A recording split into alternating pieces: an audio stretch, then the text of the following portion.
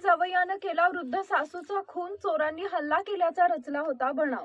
सांगलीच्या आटपाडी तालुक्यातील शेटफळे इथं एका नात जावयाकडून वृद्ध सासूचा खून करण्यात आल्याचा धक्कादायक प्रकार उघडकीस आलाय। मालमत्तेच्या वादातून नात जावयानं खून केल्याचं समोर आलं आहे।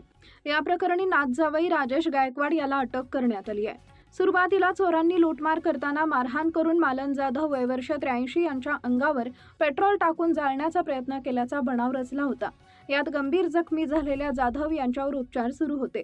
जखमी जाधव यांनी त्यांच्या एका मुलाला सदर घटनेबाबतचे हकीकत सांगितले होते, मात्र जबाबापूर्वी जाधव यांचा मृत्यू झाला।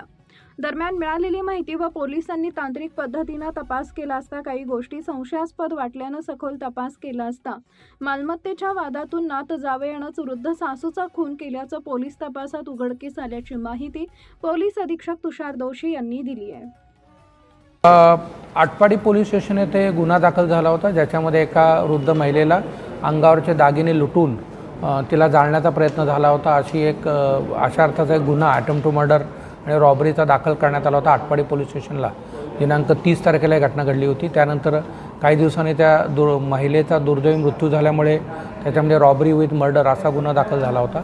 याच्यामध्ये काही क्लू नव्हता, परंतु LCB आणि स्थानिक गुन्हे शाखा, LCB आणि स्थानिक पोलीस यांच्या मदतीने या गुन्ह्यामध्ये एक आरोपी नामे राजेश गायकवाड वय वर्ष 30 याला अटक करण्यात यश मिळवलेलं आहे।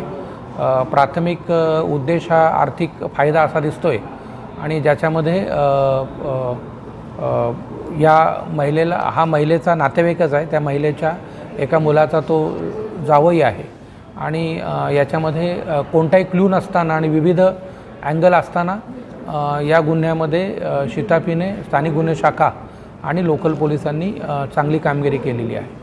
आरोपी काही वाढतील याच्यामध्ये आरोपी वाढण्याची शक्यता आहे। तपासात आज त्याला अटक करण्यात येऊन उद्या PCR घेण्यात येईल आणि याच्यामध्ये गेलेले दागिने रिट्रीव्ह करणं किंवा इतर कारणं आणि अधिक आरोपी शोध करणं हा सगळा शोध होईल।